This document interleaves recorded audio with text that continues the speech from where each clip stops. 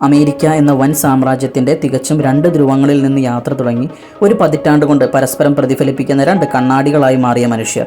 അവരുടെ യാത്ര കേവലം ഇരുമ്പ് കവചങ്ങളുടെയോ സൂപ്പർ സിറത്തിൻ്റെയോ പരിണാമം മാത്രമായിരുന്നില്ല. മറിച്ച് ഒടുവിൽ ഓരോരുത്തരും തങ്ങളുടെ എതിരാളിയുടെ പഴയ തത്വശാസ്ത്രത്തെ നെഞ്ചിലേറ്റുന്ന തരത്തിലുള്ള ആഴമേറിയൊരു പ്രത്യയ ശാസ്ത്രത്തിൻ്റെ നൃത്തമായിരുന്നു അത്. നമുക്ക് ആദ്യത്തെ ആളിൽ നിന്ന് തന്നെ തുടങ്ങാം. Tony Stark. ആധുനിക ലോകത്തിൻ്റെ നെറുകയിൽ നിന്നുകൊണ്ടായിരുന്നു ടോണി സ്റ്റാർക്ക് തൻ്റെ യാത്ര ആരംഭിക്കുന്നത്. പണക്കൊഴുപ്പിലേക്ക് ജനിച്ചു വീണ അയാൾ കരുത്തും തീയും ബുദ്ധിയും കൊണ്ട് കെട്ടിപ്പടുത്ത ഒരു സാമ്രാജ്യത്തിൻ്റെ അനന്തരാവകാശിയായിരുന്നു. പിതാവിൻ്റെ കമ്പനിയും സമ്പത്തും മാത്രമല്ല, ശക്തിയാണ് എല്ലാം എന്ന പിതാവിൻ്റെ ആപ്തവാക്യവും അയാൾക്ക് പൈതൃകമായി കിട്ടി. സ്റ്റാർക്ക് ഇൻഡസ്ട്രീസ് വെറും ഒരു ആയുധ നിർമ്മാണ കമ്പനി മാത്രമായിരുന്നില്ല, രാജ്യങ്ങളുടെ പരമാധികാരത്തെ പോലും നിർണ്ണയിച്ചിരുന്ന ശക്തി കേന്ദ്രമായിരുന്നു അത്. ടോണി സ്റ്റാർക്ക് എന്ന ഏറ്റവും സമർത്ഥനായ ആ പ്രതിഭയായിരുന്നു സ്റ്റാർക്ക് ഇൻഡസ്ട്രീസ് എന്ന അപ്രമാദിത്വത്തിൻ്റെ നിലവിലെ ശില്പി. അയാളെ സംബന്ധിച്ചിടത്തോളം ലോകം നന്മയെന്നും തിന്മയെന്നും രണ്ടായി വിഭജിക്കപ്പെട്ടിരുന്നില്ല, മറിച്ച് അത് ശക്തരെന്നും ദുർബലരെന്നും മാത്രമായിരുന്നു. സമാധാനം എന്നത് വെറും പ്രതീക്ഷകൾ കൊണ്ടോ ധാർമ്മികത കൊണ്ടോ മാത്രം നിലനിർത്താൻ കഴിയുന്ന ഒന്നല്ല, മറിച്ച് ശത്രുവിനെ ഭയപ്പെടുത്തുന്ന മേൽക്കോയ്മയിലൂടെ മാത്രമേ അത് സാധ്യമാകൂ എന്നയാൾ ഉറച്ചു വിശ്വസിച്ചു. അതുകൊണ്ട് തന്നെ ക്രമസമാധാനത്തെ വെല്ലുവിളിക്കാൻ ഒരു ശത്രുവും തുനിയാത്ത വിധം അത്രമേൽ അത്യാധുനികവും ഭയമുണർത്തുന്നതുമായ ആയുധങ്ങൾ അയാൾ നിർമ്മിച്ചു കൂട്ടി. തൻ്റെ സാങ്കേതിക മികവിനെ അജയ്യമായൊരു കരുത്തായിട്ടാണ് ടോണി കണ്ടിരുന്നത്.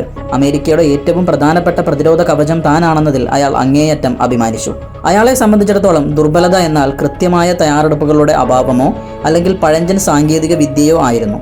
അത് രാജ്യത്തെ എളുപ്പത്തിൽ ആക്രമിക്കപ്പെടാവുന്ന അവസ്ഥയിലാക്കുമെന്ന് അയാൾ വിശ്വസിച്ചു. സിനിമയിൽ അയൺമാൻ ആകുന്നതിന് തൊട്ടു മുൻപുള്ള അയാളുടെ ചിന്താഗതിയുടെ കൃത്യമായ പ്രതിഫലനമാണിത്. അഫ്ഗാനിസ്ഥാനിലെ ജെറീക്കോ മിസൈൽ അവതരിപ്പിക്കുന്ന വേളയിൽ സമാധാനത്തെക്കുറിച്ചുള്ള തൻ്റെ ഈ സിദ്ധാന്തം ടോണി കൃത്യമായി വ്യക്തമാക്കുന്നുണ്ട്. ഒരിക്കലും പ്രയോഗിക്കേണ്ടി വരാത്ത ആയുധമാണ് ഏറ്റവും മികച്ചതെന്ന് ചിലർ പറയാറുണ്ട്. എന്നാൽ എല്ലാ ബഹുമാനത്തോടും കൂടി ഞാൻ അതിനോട് വിയോജിക്കുന്നു. ഒരൊറ്റ തവണ മാത്രം ഉപയോഗിക്കേണ്ടി വരുന്ന ആയുധത്തോടാണ് എനിക്ക് താല്പര്യം. ഇതായിരുന്നു എൻ്റെ അച്ഛൻ്റെ രീതിയും ഇതാണ് അമേരിക്കയുടെ രീതിയും. ഇതായിരുന്നു നമ്മുടെ ടോണിയുടെ വിശ്വാസവും വാക്കുകളും. അയൺമാൻ ആകുന്നതിന് മുൻപുള്ള ടോണിക്ക് സമാധാനം എന്നത് നയതന്ത്രപരമായ പ്രതീക്ഷകൾ കൊണ്ടോ ധാർമ്മികമായ അഭ്യർത്ഥനകൾ കൊണ്ടോ നിലനിർത്തേണ്ട ഒന്നായിരുന്നില്ല. പകരം ആ മുറിയിലെ ഏറ്റവും വലിയ തോക്ക് തൻ്റെ കയ്യിലുണ്ടെന്ന് ഉറപ്പുവരുത്തി ഒരു ശത്രുവും ആ വ്യവസ്ഥിതിയെ വെല്ലുവിളിക്കാൻ തുനിയാത്ത അവസ്ഥ ഉണ്ടാക്കുക എന്നതായിരുന്നു. ഭൂമിയിലെ ഏറ്റവും ഭയമുണർത്തുന്ന ആയുധങ്ങൾ നിർമ്മിക്കുന്നതിലൂടെ താൻ ലോകത്തെ സുരക്ഷിതമാക്കുകയാണെന്ന് അയാൾ ആത്മാർത്ഥമായി വിശ്വസിച്ചു. അയാൾ രൂപകൽപ്പന ചെയ്ത ഓരോ മിസൈലും, അയാൾ പരിഷ്കരിച്ചെടുത്ത ഓരോ യന്ത്രവും അയാളുടെ കണ്ണിൽ തൻ്റെ രാജ്യത്തിനും ജനങ്ങൾക്കും ചുറ്റും തീർക്കുന്ന കാവൽ കോട്ടകളായിരുന്നു. താൻ തോളോട് തോൾ ചേർന്ന് പ്രവർത്തിച്ച ഗവൺമെൻറ്റുകളും മറ്റു സ്ഥാപനങ്ങളും അയാൾക്ക് വെറും ഒരു മുഖമില്ലാത്ത സംവിധാനങ്ങളായിരുന്നില്ല, മറിച്ച് അവരൊക്കെയും ലോകത്തിൻ്റെ സുരക്ഷിതത്വം കാത്തുസൂക്ഷിക്കുന്ന കാവൽക്കാരായിരുന്നു. അവരിൽ അയാൾ ഉറച്ചു വിശ്വസിച്ചു. കാരണം ആ സംരക്ഷണ വലയത്തിലെ പ്രധാനപ്പെട്ട ഒരു കണ്ണി താൻ തന്നെയാണെന്ന് അയാൾക്കറിയാമായിരുന്നു. ആ പ്രപഞ്ചത്തിൻ്റെ കേന്ദ്ര ബിന്ദുവായി ലോകം മുഴുവൻ ആഘോഷിക്കുന്ന അളവറ്റ സമ്പത്തുള്ള എല്ലാവരും ആരാധിക്കുന്ന ടോണി സ്റ്റാർക്ക് തല ഉയർത്തി നിന്നു. ലോകം പ്രതിഭ എന്ന് വിളിച്ച മനുഷ്യൻ, മറ്റാരേക്കാളും നന്നായി ഈ ലോകത്തിൻ്റെ നിയമങ്ങൾ തനിക്ക് വഴങ്ങുമെന്ന് വിശ്വസിച്ച മനുഷ്യൻ. തീർച്ചയായും അയാൾക്കെതിരെ വിമർശകരുണ്ടായിരുന്നു. ടോണി സുരക്ഷ കണ്ടെടുത്ത് മരണത്തിൻ്റെ വ്യാപാരിയെ കണ്ടവർ, വിനാശകാരികളായ ആയുധങ്ങളിൽ നിന്ന് ലാഭമുണ്ടാക്കുന്നതിൻ്റെ ധാർമ്മികതയെ ചോദ്യം ചെയ്തവർ. എന്നാൽ ടോണിയുടെ കാഴ്ചപ്പാടിൽ അവർക്കൊന്നും ഈ ലോകത്തിൻ്റെ യാഥാർത്ഥ്യം എന്താണെന്ന് അറിയില്ലായിരുന്നു. ആയുധങ്ങൾ ഇവിടെ ആരെങ്കിലുമൊക്കെ എപ്പോഴും നിർമ്മിച്ചുകൊണ്ടേയിരിക്കും. അതുകൊണ്ട് തന്നെ മാനവ സംസ്കാരത്തെ സംരക്ഷിക്കുമെന്ന് പ്രതിജ്ഞയെടുത്തവരുടെ കൈകളിൽ ആ അധികാരം ഇരിക്കുന്നതാണ് ഏറ്റവും നല്ലതെന്ന് അയാൾ കരുതി. അല്ലെങ്കിൽ അതിനപ്പുറത്തേക്ക് ചിന്തിക്കാൻ അയാൾ തയ്യാറായിരുന്നില്ല. ടോണിയുടെ ചിന്തകളിൽ അയാൾ യുദ്ധത്തിന് കൂട്ടുനിൽക്കുന്നൊരു വില്ലനായിരുന്നില്ല, മറിച്ച് ഇതിലും ഭയാനകരമായ യുദ്ധങ്ങൾ വരാതെ ലോകത്തെ കാത്തുരക്ഷിക്കുന്ന കാവൽക്കാരനായിരുന്നു അയാൾ.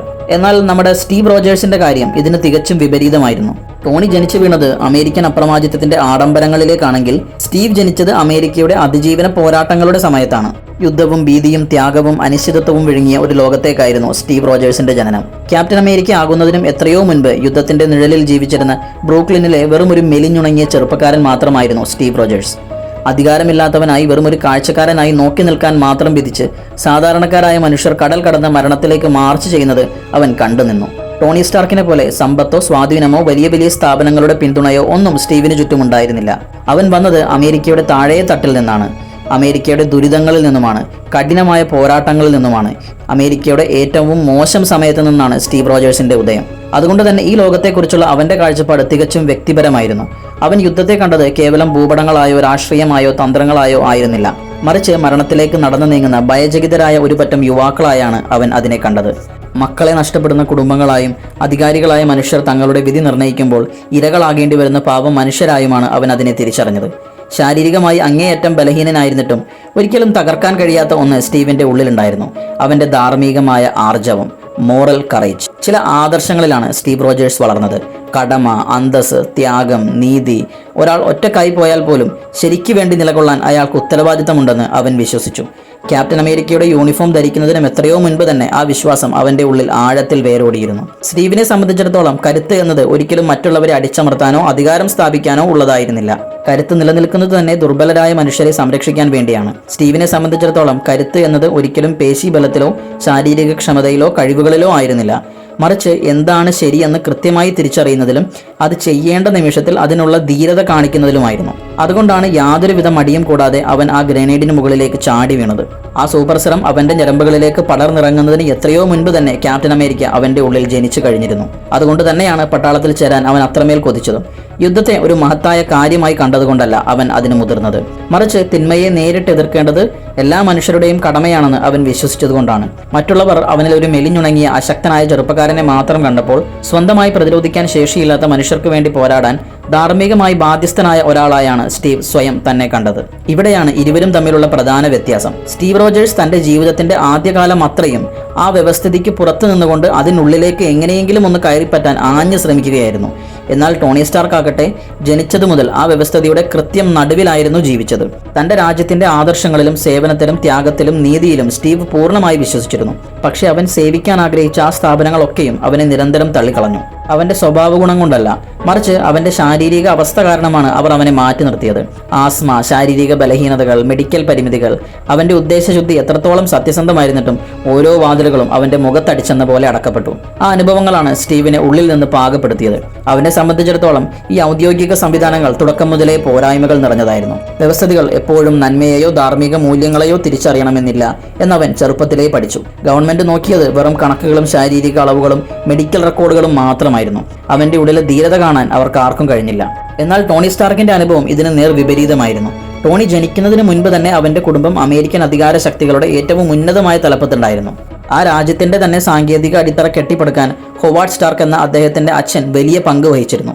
ശ്വാസമെടുക്കുന്നത് പോലെ അത്ര ലളിതമായാണ് സമ്പത്തും സ്വാധീനവും സൈനിക ബന്ധങ്ങളും പദവിയും ഒക്കെ ടോണിക്ക് പാരമ്പര്യമായി കിട്ടിയത്. സ്റ്റീവിന് മുന്നിൽ കൊട്ടിയടക്കപ്പെട്ട വാതിലുകളൊക്കെയും ജനിച്ച നാൾ മുതൽ ടോണിക്ക് മുന്നിൽ തുറന്നു കിടക്കുകയായിരുന്നു.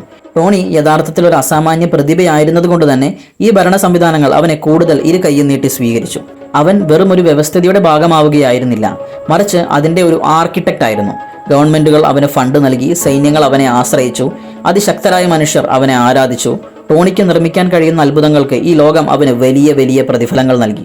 എന്നാൽ അവരുടെ ആദ്യത്തെ യാത്രകളുടെ അവസാന ഘട്ടത്തിലേക്ക് എത്തുമ്പോഴേക്കും ഇവർ രണ്ടുപേരുടെയും, ടോണിയുടെയും സ്റ്റീവ് റോജേഴ്സിന്റെയും വഴികൾ പരസ്പരം മാറി മറിഞ്ഞു. ടോണി സ്റ്റാർക്കിനെ ടെൻ റിങ്സ് എന്ന തീവ്രവാദി സംഘം തടവുകാരനായി പിടികൂടുന്നതോടെ അതുവരെ അവൻ വിശ്വസിച്ചിരുന്ന ലോകവീക്ഷണത്തിന്റെ അടിത്തറ തന്നെയാണ് അവന്റെ കൺമുന്നിൽ തകർന്നു വീണത്.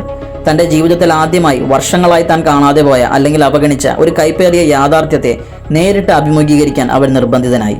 അഫ്ഗാനിസ്ഥാനിലെ ആ ഗുഹയ്ക്കുള്ളിൽ വെച്ച് ലോകത്തെക്കുറിച്ചുള്ള ടോണിയുടെ മിഥ്യാധാരണകൾ പൂർണ്ണമായും തകർന്ന് തരിപ്പണമായി. താൻ നിർമ്മിച്ചു കൂട്ടിയ ആയുധങ്ങൾ ഒരിക്കലും ഇവിടെ സമാധാനമോ വ്യവസ്ഥിതിയോ ഉറപ്പ് നൽകിയിരുന്നില്ല. താൻ പണ്ട് അഭിമാനത്തോടെ വിശ്വസിച്ചിരുന്നത് പോലെ ലോകത്തെ സംരക്ഷിക്കുന്ന പവിത്രമായ കവചങ്ങളൊന്നും ആയിരുന്നില്ല അവ. പകരം അവ വെറും ഉപകരണങ്ങൾ മാത്രമായിരുന്നു. ആർക്കും മോഷ്ടിക്കാനും, ആർക്കും കച്ചവടം ചെയ്യാനും, ആർക്കും ദുരുപയോഗം ചെയ്യാനും, ഒടുവിൽ താൻ രക്ഷിക്കുമെന്ന് അവകാശപ്പെട്ട സ്വന്തം ജനതയ്ക്ക് നേരെ തന്നെ തിരിച്ചുവിടാനും കഴിയുന്ന മാരകമായ ആയുധങ്ങൾ. ആ ഗുഹയ്ക്കുള്ളിൽ വെച്ച് സ്വന്തം സാമ്രാജ്യത്തിന്റെ ക്രൂരമായ ആ പരിണിത ഫലങ്ങൾക്ക് ടോണി സാക്ഷിയാവുകയായിരുന്നു. ചാരമായി മാറിയ ഗ്രാമങ്ങൾ, അറുത്തുതള്ളപ്പെട്ട നിരപരാധികളായ മനുഷ്യർ, തന്റെ കുടുംബത്തിന്റെ പേര് പതിപ്പിച്ച ആയുധങ്ങളുടെ നിഴലിൽ ഭയന്ന് വിറച്ച് ജീവിക്കുന്ന കുരുന്നുകൾ, ഇവരുടെ എല്ലാം കഥകൾ ആ ഗുഹയ്ക്കുള്ളിൽ വെച്ച് അദ്ദേഹം കേട്ടു. അതിലുമൊക്കെ ഭയമുണർത്തുന്ന മറ്റൊരു തിരിച്ചറിവ് കൂടിയുണ്ടായിരുന്നു. ആ ജീർണത, ആ കറപ്ഷൻ, അതൊരിക്കലും ആ വ്യവസ്ഥിതിയുടെ പുറത്തുനിന്നുള്ള ഒന്നായിരുന്നില്ല, മറിച്ച് താൻ അത്രമേൽ വിശ്വസിച്ചിരുന്ന, താൻ തന്നെ വളർത്തി വലുതാക്കാൻ സഹായിച്ച ആ വ്യവസ്ഥിതിയുടെ, ആ ഭരണ സംവിധാനങ്ങളുടെ ഉള്ളിൽ തന്നെയാണ് ആ കറപ്ഷൻ പണ്ടുമുതലേ നിലനിന്നിരുന്നത്. ശക്തിയിലൂടെ നേടുന്ന മേൽക്കോയ്മയാണ് എല്ലാം എന്ന അവന്റെ വിശ്വാസം പെട്ടെന്നൊരു ദിവസം വെറും പൊള്ളയായി മാറി. ആയുധങ്ങൾ അത്യാധുനികമാകും തോറും അവയ്ക്ക് ചുറ്റുമുള്ള അക്രമങ്ങളും വർദ്ധിച്ചുകൊണ്ടേയിരുന്നു. അവന്റെ അസാമാന്യ ബുദ്ധി ഇവിടെ യുദ്ധങ്ങളെ ഇല്ലാതാക്കുകയല്ല ചെയ്തത്, മറിച്ച് അതിനാക്കം കൂട്ടുകയായിരുന്നു. ആ നിമിഷത്തിലാണ് ടോണി സ്റ്റാർക്ക് എന്ന മനുഷ്യൻ യഥാർത്ഥത്തിൽ മരിക്കുന്നത്. ശാരീരികമായല്ല, പ്രത്യയശാസ്ത്രപരമായി. സാങ്കേതിക വിദ്യയും ആധിപത്യവും കൊണ്ട് ഈ ലോകത്തെ നിയന്ത്രിക്കാമെന്ന് അഹങ്കരിച്ചിരുന്ന ആ വ്യവസായ പ്രമുഖൻ ആ ഗുഹയ്ക്കുള്ളിൽ വെച്ച് ഇല്ലാതാകാൻ തുടങ്ങി. ആ സ്ഥാനത്ത് പുതിയൊരാൾ ജന്മമെടുത്തു, അയൺമാൻ. കഥയുടെ ഈ ഘട്ടത്തിൽ ടോണിയുടെ ചിന്താഗതിയിലുണ്ടായ മാറ്റം വളരെ വ്യക്തമാണ്. ഈ പ്രത്യയശാസ്ത്രപരമായ വലിയൊരു മാറ്റത്തിന് ശേഷം അവൻ തന്റെ പഴയ ആയുധ സാമ്രാജ്യം പൂർണ്ണമായി ഉപേക്ഷിക്കുകയാണ് ചെയ്യുന്നത്. ഭരണ സംവിധാനങ്ങളുടെ തണലിൽ സുരക്ഷിതനായിരിക്കുന്ന ഒരു വ്യവസായി ആയിട്ടല്ല, മറിച്ച് താൻ പണ്ട് കണ്ണടച്ച് വിശ്വസിച്ചേൽപ്പിച്ച ഉത്തരവാദിത്തങ്ങൾ ഇനിമേൽ ആ സ്ഥാപനങ്ങളെ വിശ്വസിച്ചേൽപ്പിക്കാൻ കഴിയില്ലെന്ന് തിരിച്ചറിഞ്ഞൊരു മനുഷ്യനായിട്ടാണ് അവൻ മാറുന്നത്. സ്വന്തം പ്രവൃത്തികളുടെ വ്യക്തിപരമായ ഉത്തരവാദിത്തം ഏറ്റെടുക്കാൻ ടോണിക്ക് അതോടെ ഒരു വാശിയാവുകയായിരുന്നു. തന്റെ ആയുധങ്ങൾ മനുഷ്യർക്ക് ദുരിതമാണ് സമ്മാനിച്ചതെങ്കിൽ ആ ജനങ്ങളെ സംരക്ഷിക്കുന്ന ആയുധമായി ഇനി താൻ തന്നെ മാറണം എന്ന് അവൻ ഉറപ്പിച്ചു. അവിടെ ഡയറക്ടർ ബോർഡ് മീറ്റിംഗുകളില്ല, ഗവൺമെന്റുകളുടെ ഇടപെടലുകളില്ല, അധികാര ശ്രേണിയുടെ കൽപ്പനകളില്ല. കേവലം ഒരു കവചത്തിനുള്ളിൽ ഒതുങ്ങിയ ഒരു മനുഷ്യൻ. താൻ കൂടി ചേർന്ന് തകർത്ത ഈ ലോകത്തെ എങ്ങനെയെങ്കിലും ഒന്ന് ശരിയാക്കിയെടുക്കാൻ ജീവൻ പണയം വെച്ച് ശ്രമിക്കുകയായിരുന്നു അയാൾ. ടോണിക്ക് ഭരണ സംവിധാനങ്ങളിലുള്ള വിശ്വാസം ഇതോടെ പൂർണ്ണമായി തകരുന്നു. എന്നാൽ സ്റ്റീവ് റോജേഴ്സ് സഞ്ചരിക്കുന്നത് നേർ വിപരീതമായൊരു ദിശയിലേക്കാണ്. Captain America the first avenger എന്ന സിനിമയുടെ അവസാനമാകുമ്പോഴേക്കും പണ്ട് തന്നെ നിരന്തരം തള്ളിക്കളഞ്ഞ അതേ വ്യവസ്ഥിതിയുടെ ഏറ്റവും പ്രധാനപ്പെട്ട ഭാഗമായി സ്റ്റീവ് റോജേഴ്സ് മാറിക്കഴിഞ്ഞിരുന്നു. പട്ടാളത്തിൽ ചേരാൻ പോലും യോഗ്യനല്ലെന്ന് പറഞ്ഞ് മാറ്റി നിർത്തിയ ആ മെലിഞ്ഞുണങ്ങിയ ചെറുപ്പക്കാരൻ ഒടുവിൽ ആ യുദ്ധമുന്നണിയുടെ തന്നെ ഏറ്റവും വലിയ പ്രതീകമായി മാറി. തന്റെ രാജ്യത്തെ വിജയത്തിലേക്ക് നയിക്കുന്ന അതിശക്തമായൊരു ഊർജ്ജമായി പരിണമിച്ചു. പക്ഷേ ടോണി സ്റ്റാർക്കിനെ പോലെ അധികാരത്തിനോ പദവിക്കോ നിയന്ത്രണങ്ങൾക്കോ വേണ്ടിയായിരുന്നില്ല സ്റ്റീവ് ഒരിക്കലും ആ വ്യവസ്ഥിതിക്കുള്ളിലേക്ക് പ്രവേശിച്ചത്. അതുപോലെ തന്നെ നേരിട്ട കഠിനമായ പരീക്ഷണങ്ങൾക്ക് ശേഷവും ടോണിയെപ്പോലെ ലോകത്തെ സംശയത്തോടെ നോക്കുന്ന ഒരു അവിശ്വാസിയായി സ്റ്റീവ് മാറിയതുമില്ല. തന്നേക്കാൾ വലിയ ചില ആദർശങ്ങളാൽ രൂപപ്പെടുത്തപ്പെട്ട മനുഷ്യനായിരുന്നു സ്റ്റീവ് റോജേഴ്സ്. കടമ, ത്യാഗം, നീതി, പിന്നെ ധീരത, സൈന്യത്തെയും ഗവൺമെന്റിനെയും പോലുള്ള ഔദ്യോഗിക സംവിധാനങ്ങൾക്ക് ഇപ്പോഴും നന്മ ചെയ്യാൻ കഴിയുമെന്ന് അയാൾ വിശ്വസിച്ചു. കാരണം അതിനുള്ളിലെ മനുഷ്യർക്ക് അടിസ്ഥാനപരമായി നന്മ ചെയ്യാൻ സാധിക്കുമെന്ന ഉറപ്പ് അവന്റെ ഉള്ളിലുണ്ടായിരുന്നു. ആ ഒരു വിശ്വാസമാണ് ക്യാപ്റ്റൻ അമേരിക്ക എന്ന പദവിക്ക് ഇത്രമേൽ ആഴമുള്ള വൈകാരികമായൊരു ഭാരം സമ്മാനിക്കുന്നത്. എന്നിരുന്നാലും സ്റ്റീവിനെ യഥാർത്ഥത്തിൽ സവിശേഷനാക്കുന്നത് എന്തെന്നാൽ അവന്റെ വിശ്വാസ്യത ഒരിക്കലും അധികാരത്തോട് മാത്രമായിരുന്നില്ല. ആ യൂണിഫോം ധരിക്കുമ്പോൾ പോലും കൽപ്പനകളെ അന്ധമായി വിഴുങ്ങാൻ അവൻ തയ്യാറായില്ല. ബക്കി ബാൺസിനെയും തടവിലാക്കപ്പെട്ട മറ്റു സൈനികരെയും രക്ഷിക്കാൻ വേണ്ടി തന്റെ സർവസ്വവും പണയം വെച്ചുകൊണ്ട് അവൻ ഇറങ്ങി പുറപ്പെട്ടത് മുകളിൽ നിന്നുള്ള നേരിട്ട ഉത്തരവുകളെ ലംഘിച്ചുകൊണ്ടായിരുന്നു. പക്ഷേ സ്റ്റീവിന്റെ ചിന്തകളിൽ ആ ഉത്തരവ് ലംഘിക്കുന്നത് ആ വ്യവസ്ഥിതിയോട് ചെയ്യുന്ന ഒരു ചതിയായിരുന്നില്ല, മറിച്ച് ആ സംവിധാനത്തിന്റെ യഥാർത്ഥ ലക്ഷ്യത്തെ സംരക്ഷിക്കുകയായിരുന്നു അയാൾ അവിടെ. സ്റ്റീവ് റോജേഴ്സിന്റെ ധാർമ്മികതയുടെ അന്തസത്ത തന്നെ ഇതാണ്. ഒരുമിച്ചുള്ള കടമകളിലും കൃത്യമായ ഘടനയിലും ഒത്തൊരുമിച്ചുള്ള പ്രവർത്തനത്തിലും കൂട്ടായ ഉത്തരവാദിത്വത്തിലുമെല്ലാം അവൻ ആഴത്തിൽ വിശ്വസിച്ചിരുന്നു. അങ്ങനെ അവരുടെ തുടക്കത്തിന്റെ ദാരുണവും എന്നാൽ അതിമനോഹരവുമായ സന്തുലിതാവസ്ഥ പൂർണ്ണമാവുകയാണ്. തങ്ങളുടെ ആദ്യ സിനിമകളുടെ ഒടുവിൽ ഒരു മനുഷ്യൻ വ്യവസ്ഥിതിയുടെ നടുവിൽ നിന്ന് യാത്ര തുടങ്ങി അതിലുള്ള വിശ്വാസം പൂർണ്ണമായി നഷ്ടപ്പെടുത്തുമ്പോൾ മറ്റേയാൾ ആ വ്യവസ്ഥിതിക്ക് പുറത്തു നിന്ന് തുടങ്ങി ഒടുവിൽ അതിനുള്ളിൽ തനിക്കായൊരു സ്ഥാനം കണ്ടെത്തുന്നു. അവരുടെ ഈ വിശ്വാസങ്ങളിലെ ഈ പ്രകടമായ വ്യത്യാസം അവഞ്ചേഴ്സ് എന്ന സിനിമയിൽ കൃത്യമായി നമുക്ക് കാണാൻ സാധിക്കും. ഈ ഒരു പോയിന്റിൽ, അവഞ്ചേഴ്സ് എന്ന ഈ സിനിമയുടെ ഈ ഒരു പോയിന്റിൽ സ്റ്റീവ് റോജേഴ്സ് ഔദ്യോഗിക സംവിധാനങ്ങളിലെയും കൃത്യമായ ഘടനകളിലെയും കൂട്ടായ കടമകളിലെയും സ്ഥാപനങ്ങളിലെയും തന്റെ വിശ്വാസം ഇപ്പോഴും കൈവിടാതെ സൂക്ഷിച്ചിരുന്നു. പരിമിതികളും പിഴവുകളും ഉള്ളൊരു വ്യവസ്ഥിതിക്കുള്ളിൽ നിന്നാണെങ്കിലും മനുഷ്യർ ഒരു പൊതുലക്ഷ്യത്തിനായി ഒത്തൊരുമിച്ച് പ്രവർത്തിക്കണമെന്നും അത്തരം പൊതുലക്ഷ്യങ്ങൾക്കായി നിർമ്മിക്കപ്പെട്ട വ്യവസ്ഥിതികളും സംഘടനകളും നല്ലതിനാണെന്നും അയാൾ വിശ്വസിച്ചു. അച്ചടക്കം, ഏകോപനം, ത്യാഗം, സംഘടിതമായൊരു ശ്രമത്തിനുള്ള വിശ്വാസം, ഇവയൊക്കെയായിരുന്നു ഒരു യഥാർത്ഥ സൈനികന്റെ സഹജവാസനകളെ പോലെ ഇപ്പോഴും അവനെ നയിച്ചിരുന്നത്. എന്നാൽ ടോണി സ്റ്റാർക്ക് ഇതിന്റെ നേർ വിപരീതമായ ദിശയിലായിരുന്നു ഈ പോയിന്റിൽ സഞ്ചരിച്ചിരുന്നത്. അയൺമാൻ എന്ന സിനിമയിലെ സംഭവങ്ങൾക്ക് ശേഷം ഗവൺമെന്റുകളെയോ സംഘടനകളെയോ അധികാര ശ്രേണികളെയോ പൂർണ്ണമായി വിശ്വസിക്കാൻ ടോണിക്ക് കഴിഞ്ഞിരുന്നില്ല. സ്വന്തം ആയുധങ്ങൾ തീവ്രവാദികളുടെ കയ്യിലെത്തുന്നത് കണ്ട നിമിഷം മുതൽ ഔദ്യോഗിക സംവിധാനങ്ങളുടെ നിയന്ത്രണങ്ങളിലുള്ള അവന്റെ വിശ്വാസം തകർന്നുപോയിരുന്നു. ഇപ്പോൾ അവൻ എവിടെയും കണ്ടത് വ്യവസ്ഥിതികളുടെ ഉപരിതലത്തിന് താഴെ ഒളിഞ്ഞിരിക്കുന്ന ജീർണതകളെയും അഴിമതിയെയും മാത്രമായിരുന്നു. ടോണിയുടെ കണ്ണിൽ ഇത്തരം സ്ഥാപനങ്ങൾ പലപ്പോഴും പ്രതികരിക്കാൻ വൈകുന്നവരും അസ്വസ്ഥമാക്കുന്ന സത്യങ്ങളെ മറച്ചുവെക്കുന്നവരും ഒടുവിൽ യഥാർത്ഥ വിപത്തുകൾ വരുമ്പോൾ പൂർണ്ണമായി പരാജയപ്പെടുന്നവരുമായിരുന്നു. അതുകൊണ്ട് തന്നെ ടോണി തന്റെ വിശ്വാസം ക്രമേണ സ്വന്തം കഴിവുകളിലേക്ക് മാത്രമായി ചുരുക്കാൻ തുടങ്ങി. തന്റെ ബുദ്ധിയിലും സാങ്കേതിക വിദ്യയിലും ആരുടെയും അനുമതിയില്ലാതെ സ്വതന്ത്രമായി പ്രവർത്തിക്കാനുള്ള തന്റെ ശേഷിയിലുമായിരുന്നു അവന്റെ ആശ്രയം. ഈ പ്രത്യയശാസ്ത്രപരമായ ഭിന്നത തന്നെയാണ് 2012 പുറത്തിറങ്ങിയ അവഞ്ചേഴ്സ് എന്ന സിനിമയിലുടനീളം സ്റ്റീവും ടോണിയും തമ്മിലുള്ള മിക്ക സംഭാഷണങ്ങളെയും നിർണയിച്ചത്. ടോണിയെ സ്റ്റീവ് കണ്ടത് അഹങ്കാരിയും എടുത്തുചാട്ടക്കാരനും തന്നേക്കാൾ വലിയൊരു ലക്ഷ്യത്തിന്റെ ഭാഗമാകാൻ താല്പര്യമില്ലാത്തവനുമായിട്ടായിരുന്നു. സ്റ്റീവിന്റെ കാഴ്ചപ്പാടിൽ നിയമങ്ങളും നിയന്ത്രണങ്ങളും മറ്റുള്ളവർക്ക് വേണ്ടിയുള്ളതാണെന്നും തനിക്ക് അതിനു മുകളിലായി നിൽക്കാമെന്നും കരുതുന്ന ഒരാളായിരുന്നു ടോണി സ്റ്റാർക്ക്. അതേസമയം ടോണിയുടെ കണ്ണിൽ സ്റ്റീവ് വെറും ഒരു നിഷ്കളങ്കനായ മനുഷ്യനായിരുന്നു. അർഹതയില്ലാത്ത ഈ ആധുനിക ലോകത്തിൽ പോലും അധികാരം, കടമ, സ്ഥാപനങ്ങളുടെ അന്തസ്സ്, വ്യവസ്ഥിതികളുടെ അന്തസ്സ് തുടങ്ങിയ പഴയ ആദർശങ്ങളെ ഇപ്പോഴും മുറുകെ പിടിക്കാൻ ശ്രമിക്കുന്ന ഒരു പഴഞ്ചൻ വ്യക്തി. അതുകൊണ്ട് തന്നെ അവരുടെ തർക്കങ്ങൾ വെറും ഒരു സ്വഭാവ വൈരുദ്ധ്യങ്ങൾ മാത്രമായിരുന്നില്ല, ആഴത്തിലുള്ള പ്രത്യയശാസ്ത്രപരമായ ഏറ്റുമുട്ടലുകളായിരുന്നു. പങ്കിടപ്പെട്ട തത്വങ്ങൾക്കും കൃത്യമായ ഘടനയ്ക്കും കൂട്ടായ ഉത്തരവാദിത്തങ്ങൾക്കും കീഴിൽ അണിനിരക്കുമ്പോഴാണ് മനുഷ്യർ കൂടുതൽ ശക്തരാകുന്നതെന്ന് സ്റ്റീവ് വിശ്വസിച്ചു. എന്നാൽ ഈ ഔദ്യോഗിക സംവിധാനങ്ങളും ഒരുനാൾ അഴിമതിക്കോ അധികാര ദുരുപയോഗത്തിനോ വഴിമാറാമെന്നും അതുകൊണ്ട് തന്നെ ജനങ്ങളെ യഥാർത്ഥത്തിൽ സംരക്ഷിക്കണമെങ്കിൽ ചിലപ്പോഴെങ്കിലും വ്യക്തികൾക്ക് ആ വ്യവസ്ഥിതികൾക്ക് പുറത്തുനിന്ന് പ്രവർത്തിക്കേണ്ടി വരുമെന്ന് ടോണിയും ഉറച്ചു വിശ്വസിച്ചു. ടോണി ഷീൽഡിന്റെ ഹെലികാരിയറിലേക്ക് കയറുന്ന നിമിഷം തന്നെ ഈ വ്യത്യാസം വളരെ വ്യക്തമായി പുറത്തു വരുന്നുണ്ട്. തുടക്കം മുതലേ കടുത്ത സംശയത്തോടെയാണ് ടോണി ആ ഷിപ്പിലേക്ക് പ്രവേശിക്കുന്നത്. സ്റ്റാർക്ക് ഇൻഡസ്ട്രീസിനുള്ളിലെ അഴിമതി നേരിട്ട് കണ്ടറിഞ്ഞ അനുഭവം കൊണ്ട് തന്നെ അധികാരമുള്ള ഏത് വലിയ സ്ഥാപനത്തിന്റെ ഉപരിതലത്തിന് താഴെയും എന്തെങ്കിലും ചീഞ്ഞു നാറുന്ന രഹസ്യങ്ങൾ ഒളിഞ്ഞിരിക്കുന്നുവെന്ന് അവൻ ഉറപ്പിച്ചു കഴിഞ്ഞിരുന്നു. അതുകൊണ്ട് തന്നെ വെറുതെ അവരുമായി സഹകരിക്കുന്നതിന് പകരം ഷീൽഡിന്റെ രഹസ്യങ്ങൾ ചോർത്താനായി അവൻ അപ്പോൾ തന്നെ അവരുടെ സിസ്റ്റം ഹാക്ക് ചെയ്യാൻ തുടങ്ങി. ടോണിയെ സംബന്ധിച്ചിടത്തോളം ഇത് വെറും ഒരു കോമൺ സെൻസ് മാത്രമാണ്. Every system is corrupted. കാരണം അവന്റെ അനുഭവത്തിൽ ഭരണ സംവിധാനങ്ങൾ എപ്പോഴും കള്ളം പറയുന്നവരാണ്. അവൻ സ്റ്റീവിനോട് അത് തുറന്നു പറയുന്നവരുമുണ്ട്. ഷീൽഡ് വരാൻ സാധ്യതയുള്ള ഭീഷണികളെ നിരീക്ഷിക്കുന്നവരാണ്. ലോകം മുഴുവൻ ചാരന്മാരെ കൊണ്ട് നിറയ്ക്കുന്നവർ. അവർ ചാരന്മാരാണ്, ചാരന്മാരുടെ തലവന്മാർ. അതുകൊണ്ട് അവരെ സൂക്ഷിക്കണം. അവർ എന്തൊക്കെയോ രഹസ്യങ്ങൾ സൂക്ഷിക്കുന്നവരാണ്. SHIELD monitors potential threats captain. They are spies. They are the spy masters. They are anxious. ആ ഒരൊറ്റ വരി തന്നെ ടോണിയുടെ ചിന്താഗതിയെ കൃത്യമായി വരച്ചു കാട്ടുന്നുണ്ട്. ഓരോ ഔദ്യോഗിക സംവിധാനങ്ങളുടെയും ഉള്ളിൽ ഒളിഞ്ഞിരിക്കുന്നത് വെറും ഭീതിയും പരസ്പര വിശ്വാസമില്ലായ്മയുമാണെന്നാണ് അവൻ പറയാൻ ശ്രമിക്കുന്നത്. എന്നാൽ സ്റ്റീവിന്റെ പ്രതികരണം ഇതിന് നേർ വിപരീതമായ മനോഭാവമാണ് വ്യക്തമാക്കുന്നത്.